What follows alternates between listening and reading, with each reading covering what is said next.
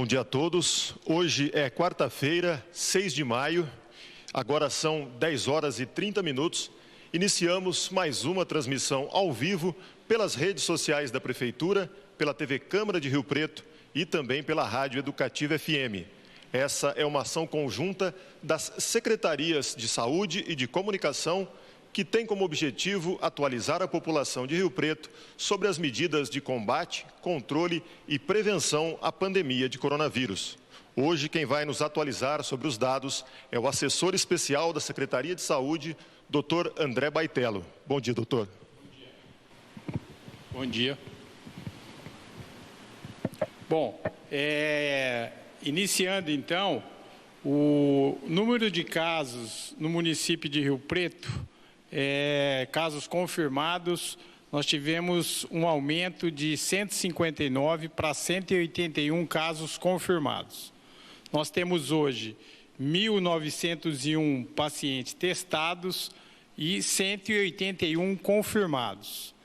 Desses 181 casos confirmados, nós temos 10 óbitos, né, o que dá um percentual de 5,52%, de recuperados de 59 pacientes, desses que têm síndrome respiratória grave, profissionais de saúde, 67 casos, e graças ao projeto Sentinela, a gente passou a testar mais pacientes no município de Rio Preto. E nós temos 47 casos positivos do projeto Sentinela. Então, só lembrando, nesse projeto são testados pacientes com síndrome gripal leve que procuram as unidades de saúde do município. Além disso, nós passamos a ter também os testes rápidos, que são feitos agora pela iniciativa privada, né? São 16 casos positivos, então, nessa amostragem que nós estamos fazendo. O total de pacientes atendidos com síndrome gripal até o presente momento no município é de 3.301 casos atendidos com síndrome gripal ou síndrome respiratória, né? O coeficiente de incidência dos casos hoje é de 39 casos para cada 100 mil habitantes no município de Rio Preto, né? Esse índice é inferior ao índice estadual e ao índice nacional, mas a gente vem observando um aumento progressivo, principalmente ao longo dos últimos dias. Pode passar. Aqui a gente está vendo a curva, né? Essa curva é o número de casos acumulados e a gente tem uma inclinação da curva, né? Ela fica mais com uma tendência mais vertical, principalmente a partir do momento que se abriu o projeto Sentinela. Então, ou seja, a gente passou a ter uma nova ótica aí, porque a gente passa a enxergar pacientes com síndrome gripal leve que são positivos para o Covid.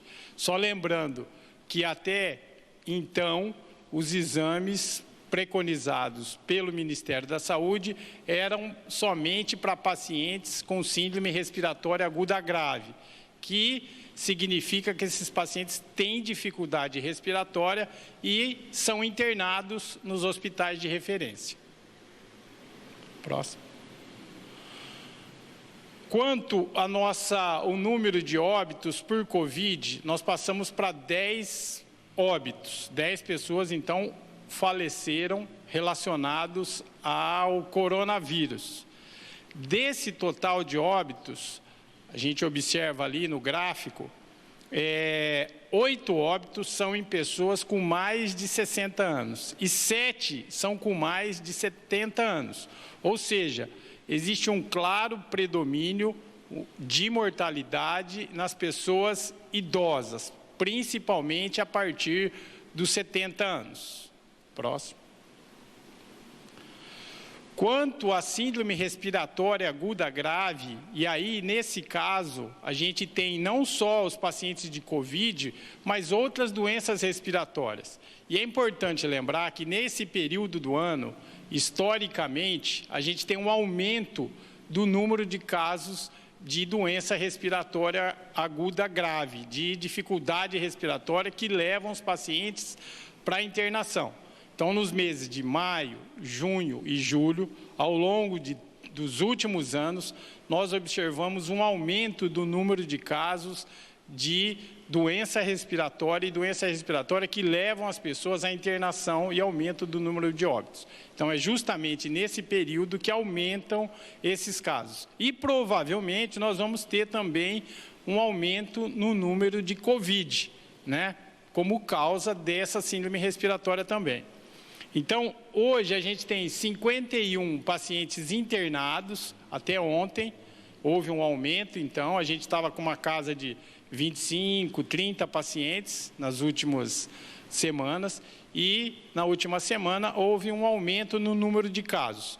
Só lembrando que, apesar desse aumento, a nossa capacidade de atendimento é muito maior do que essa. Então, o município está preparado para esse aumento, né, com uma taxa de ocupação que hoje está ao redor de 10% até 25%. Então, a nossa taxa de ocupação ainda é bastante confortável. E a gente tem 38 pacientes em enfermaria e 13 pacientes em UTI. Né? Esse é o número hoje com essa taxa de ocupação. Tá? Então, a situação do município mostra um aumento do número de casos, vem aumentando, então, os casos de Covid, né? Uma parte disso se deve ao projeto Sentinela, mas a gente também percebeu que no percentual de exames positivos também houve um aumento. Hoje esse percentual gira ao redor de 12%, e era inferior a 10% até umas semanas atrás. Então, graças ao projeto Sentinela e ao percentual de casos positivos nos exames que vem sendo realizado, houve esse aumento no número de casos. O número de pacientes também internados aumentou, né? Mas tudo dentro de uma taxa de ocupação bastante confortável ainda no município de Rio Preto. Doutor, nós passamos agora então às perguntas. Vamos começar com perguntas que vieram dos internautas que costumam acompanhar a nossa transmissão. Uma dúvida recorrente entre eles é a partir de qual idade as crianças podem e devem utilizar a máscara? Olha, Ademir, o que a gente orienta é que se a criança tem o discernimento de fazer o uso da máscara adequadamente, que ela possa usar. Não existe uma idade definitiva, depende muito de como a criança consegue usar a máscara de uma forma adequada, ou seja, não ficar colocando a mão na máscara, né, sabendo que deve retirar somente durante as refeições. Então, quer dizer, depende muito de como a gente consegue orientar essa criança e ela vai seguir isso. Outra pergunta que tem se repetido é em relação se há o risco de ocorrer em Rio Preto o chamado lockdown, que é o fechamento total da cidade, inclusive impedindo a circulação de pessoas. Olha, no momento não, né? O fechamento total está afastado no presente momento. Só lembrando que é muito imprevisível o que vai acontecer nas próximas semanas, tá? A gente tem uma perspectiva de aumento e a gente acredita que isso realmente vai acontecer. Então, nós vamos ter um aumento do Covid e provavelmente um aumento das outras doenças respiratórias. Então, mas o lockdown hoje está afastado.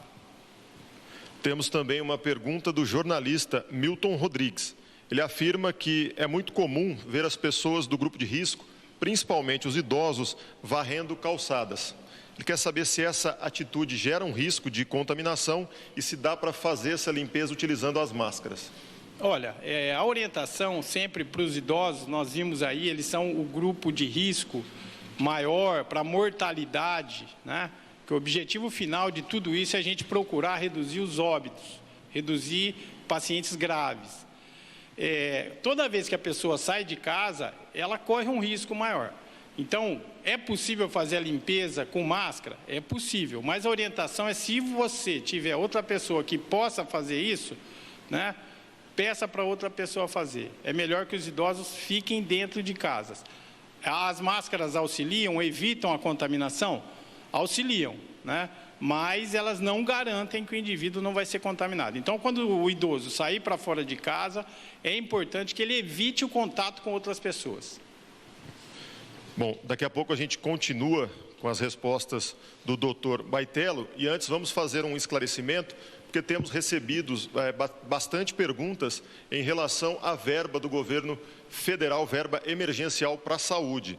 A Prefeitura emitiu nota esclarecendo, com atualização hoje de manhã, que esse projeto foi aprovado na Câmara, mas com alterações. Por conta disso, ele volta ao Senado e só depois de ser aprovado no Senado que ele segue para a sanção do presidente Jair Bolsonaro. E só então será liberado esse valor de 51 milhões, mas em parcelas. Esse dinheiro virá para o município parcelado. Esse programa também vai especificar como será a aplicação desses recursos. Então, a definição é do Ministério da Saúde do governo federal. E agora a gente segue com algumas outras perguntas elaboradas pela nossa produção, tem a ver aí principalmente com a questão da prevenção. A partir de amanhã, um decreto do governo do estado torna obrigatório o uso de máscaras por todas as pessoas, que também tem que ser, obviamente, cumprido em São José do Rio Preto. O senhor está otimista em relação à adesão da população a esse uso de máscara? Olha, nesse primeiro momento, o município cabe orientar e recomendar que se utilizem as máscaras, né?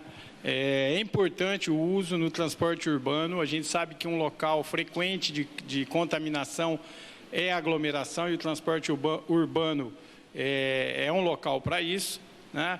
E a gente percebe que o munícipe de São José do Rio Preto vem aderindo fortemente ao uso das máscaras, e a gente recomenda que sejam usadas as máscaras toda vez que o indivíduo sair de casa hoje, tá?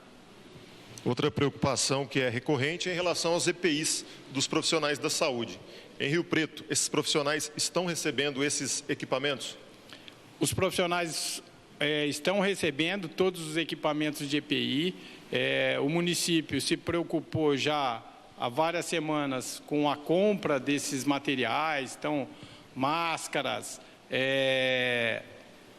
luvas, capotes, gorros, propés, né? E a gente vem, então, conseguindo manter todos os profissionais em uso dos equipamentos de proteção. Doutor, agradeço os esclarecimentos e gostaria de abrir o espaço para o senhor deixar um recado para a população que nos acompanha em relação aos próximos dias, como agir. Tá. Bom, queria também agradecer aos profissionais de saúde, porque nós estamos lutando aí para controlar essa doença e principalmente para atender a população. Nas próximas semanas, como a gente vem com o nosso projeto Sentinela, a expectativa é que o número de casos vai aumentar. Juntamente, o que a gente vem observando na testagem é que o número de casos, percentual de casos positivos vem aumentando também. Então, nas próximas semanas, a gente vai continuar tendo um aumento do número de casos.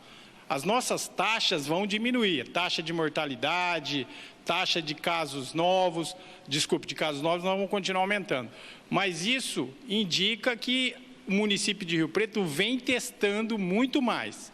Ou seja, nós estamos agora com um retrato muito mais fiel do que está acontecendo, retratando com um retrato mais adequado do que vem acontecendo no município, porém o número de casos vai continuar aumentando e a gente agora tem que ficar atento, alerta, preparado para o número de casos de internação e número de casos de UTI. Obrigado, doutor, pelas informações. E após esse importante alerta do doutor Baitello, nós encerramos essa transmissão ao vivo. Lembrando que o vídeo ficará disponível no canal do YouTube e também no portal da Prefeitura, onde foi criada uma página especial com esclarecimentos sobre a pandemia. Um ótimo dia a todos.